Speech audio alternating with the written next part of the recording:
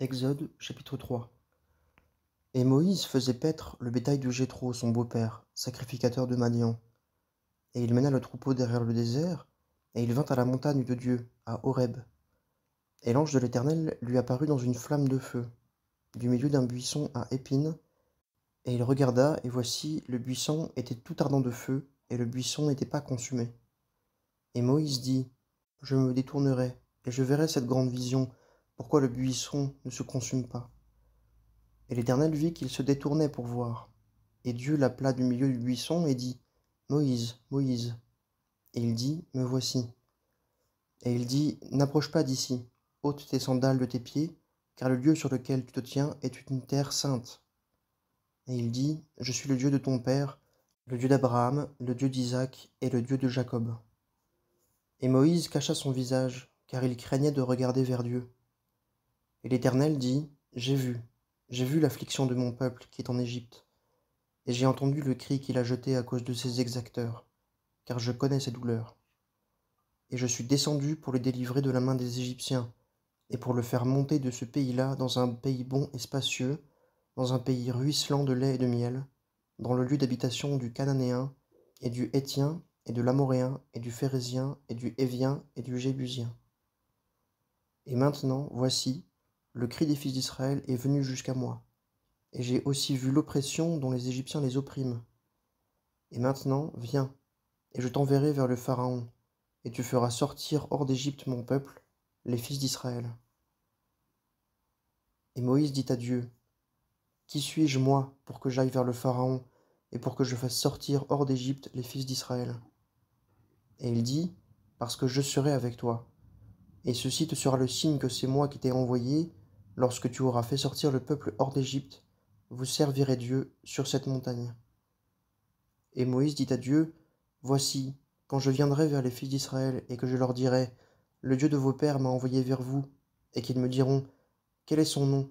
Que leur dirai-je? Et Dieu dit à Moïse, Je suis celui qui suis. Et il dit, Tu diras ainsi aux fils d'Israël, Je suis, m'a envoyé vers vous. Et Dieu dit encore à Moïse, Tu diras ainsi aux fils d'Israël, L'Éternel, le Dieu de vos pères, le Dieu d'Abraham, le Dieu d'Isaac et le Dieu de Jacob, m'a envoyé vers vous. C'est là mon nom éternellement, et c'est là mon mémorial de génération en génération.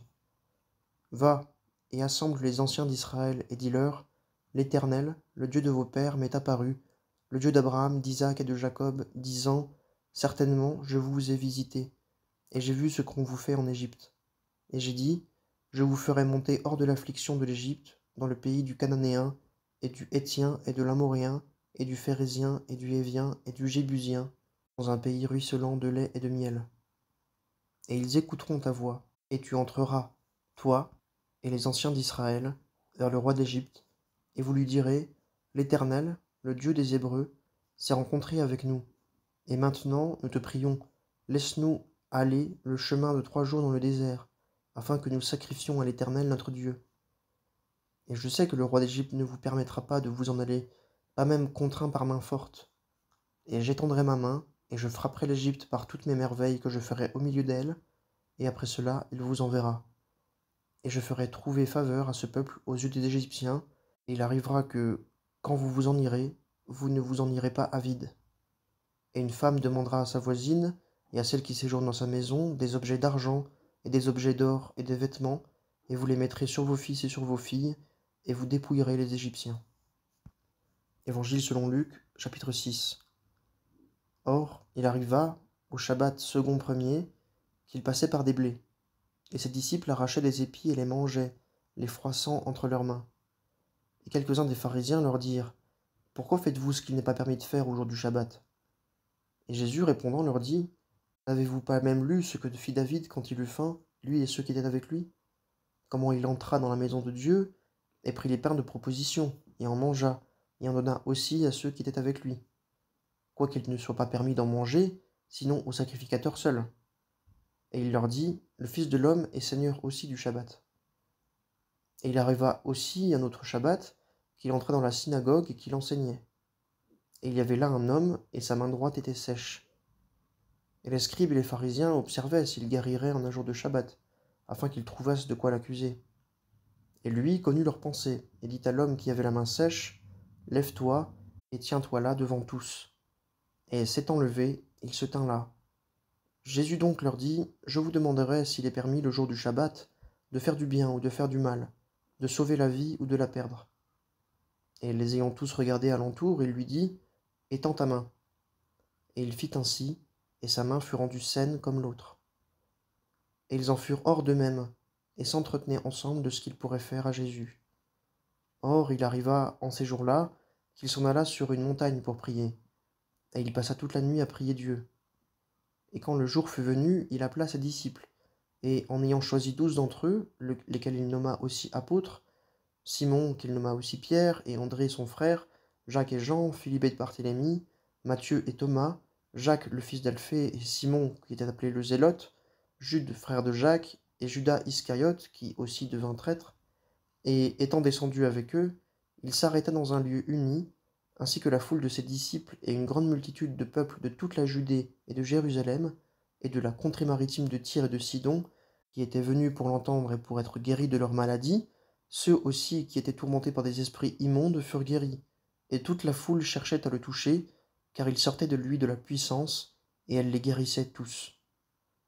Et lui, élevant les yeux vers ses disciples, dit, bienheureux, vous pauvres, car à vous est le royaume des cieux. Bienheureux, vous qui maintenant avez faim, car vous serez rassasiés. Bienheureux, vous qui pleurez maintenant, car vous rirez. Vous êtes bienheureux quand les hommes vous haïront, et quand ils vous retrancheront de leur société, et qu'ils vous insulteront et rejetteront votre nom comme mauvais à cause du Fils de l'homme. Réjouissez-vous en ce jour-là, et tressaillez de joie, car voici, votre récompense est grande dans le ciel, car leurs pères en ont fait de même aux prophètes. Mais malheur à vous, riches, car vous avez votre consolation.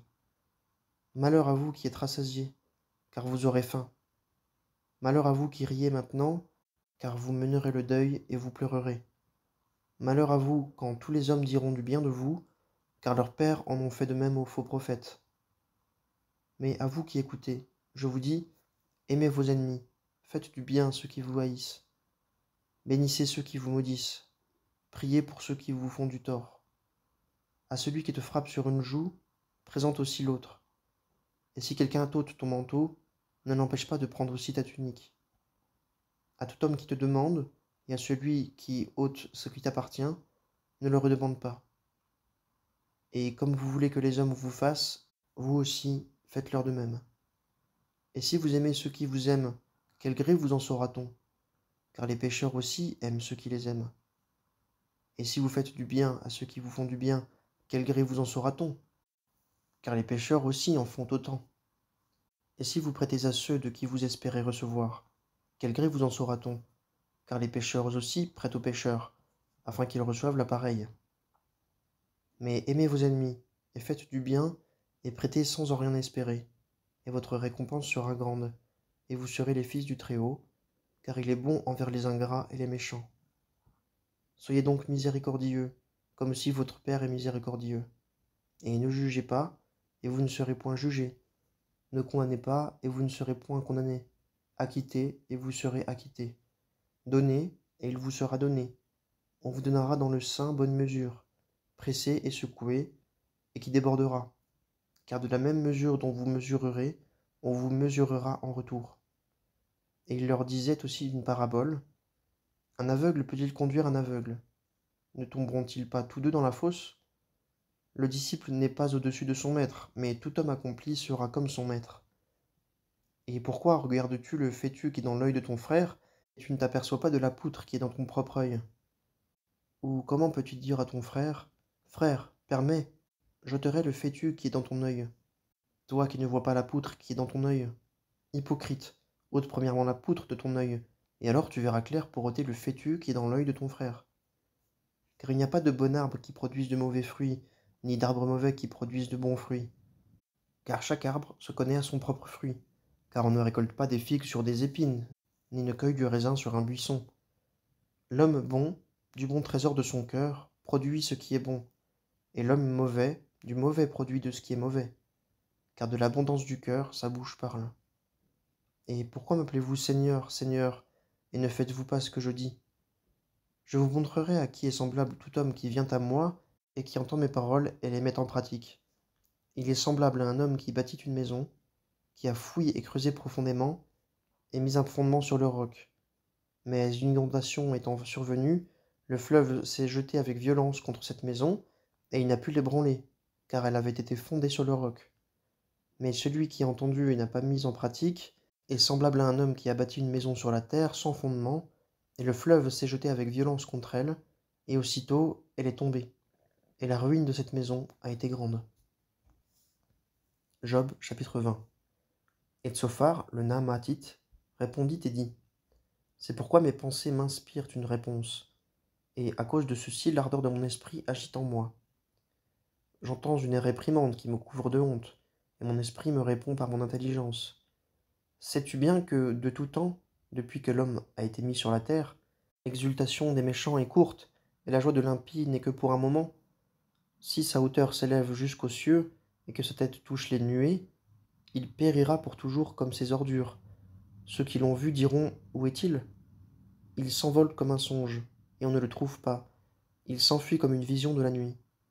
L'œil l'a regardé et ne l'aperçoit plus, et son lieu ne le revoit plus. Ses fils rechercheront la faveur des pauvres, et ses mains restitueront ce que sa violence a ravi. Ses os étaient pleins de sa jeunesse, elle se couchera avec lui sur la poussière. Si le mal est doux dans sa bouche et qu'il le cache sous sa langue, s'il l'épargne et ne l'abandonne pas, mais qu'il le retienne dans sa bouche, son pain sera changé dans ses entrailles en un fiel d'aspic au-dedans de lui. Il a avalé les richesses et il les vomira. Dieu les chassera de son ventre. Il sucera le venin des aspics, la langue de vipère le tuera. Il ne verra pas les ruisseaux, des rivières, des torrents de miel et de beurre. Il rendra le fruit de son travail et ne l'avalera pas. Il le restituera selon sa valeur et ne s'en réjouira pas. Car il a opprimé, délaissé les pauvres. Il a pillé une maison qu'il n'avait pas bâtie. Parce qu'il n'a pas connu de repos dans son désir, il ne sauvera rien de ce qu'il a de plus cher. Rien n'a échappé à sa voracité, c'est pourquoi son bien-être ne durera pas. Dans la plénitude de son abondance, il sera dans la détresse. Toutes les mains des malheureux viendront sur lui. Il arrivera que, pour remplir son ventre, Dieu enverra sur lui l'ardeur de sa colère, et la fera pleuvoir sur lui dans sa chair. S'il fuit devant les armes de fer, un arc d'airain le transpercera. Il arrache la flèche et elle sort de son corps, et le fer étincelant de son fiel, les terreurs sont sur lui. Toutes les ténèbres sont réservées pour ses trésors. Un feu qu'on ne souffle pas le dévorera, et se repaîtra de ce qui reste dans sa tente. Les cieux révéleront son iniquité, et la terre s'élèvera contre lui. Le revenu de sa maison sera emporté, il s'écoulera au jour de sa colère. Telle est, de la part de Dieu, la portion de l'homme méchant, et l'héritage qui lui est assigné par Dieu. Premier épître aux Corinthiens, chapitre 8. Pour ce qui est des choses sacrifiées aux idoles, nous savons, car nous avons tous de la connaissance enfle, mais l'amour édifie. Si quelqu'un pense savoir quelque chose, il ne connaît rien encore comme il faut connaître. Et si quelqu'un aime Dieu, celui-là est connu de lui. Pour ce qui est donc de manger des choses sacrifiées aux idoles, nous savons qu'une idole n'est rien dans le monde, et qu'il n'y a point d'autre Dieu qu'un seul. Car aussi, s'il y en a qui sont appelés dieux, soit dans le ciel, soit sur la terre, comme il y a beaucoup de dieux et beaucoup de seigneurs, toutefois, pour nous, il y a un seul Dieu, le Père, duquel sont toutes choses, et nous pour lui, et un seul Seigneur, Jésus-Christ, par lequel sont toutes choses, et nous par lui. Toutefois, la connaissance n'est pas en tous, mais quelques-uns, ayant jusqu'à maintenant conscience de l'idole, mangent des choses comme sacrifiées aux idoles, et leur conscience, étant faible, en est souillée. Or, la viande ne nous recommande pas à Dieu. Si nous ne mangeons pas, nous n'avons pas moins, et si nous mangeons, nous n'avons rien de plus. Mais prenez garde que cette liberté que vous avez ne devienne une pierre d'achoppement pour les faibles. Car si quelqu'un te voit, toi qui as de la connaissance, assis à une table dans un temple d'idole, sa conscience, à lui qui est faible, ne sera-t-elle pas enhardie à manger des choses sacrifiées à l'idole? Et celui qui est faible, le frère pour lequel Christ est mort, périra par ta connaissance. Or, en péchant ainsi contre les frères, et en blessant leur conscience qui est faible, vous péchez contre Christ. C'est pourquoi, si la viande est une occasion de chute pour mon frère, je ne mangerai pas de chair, à jamais, pour ne pas être une occasion de chute pour mon frère.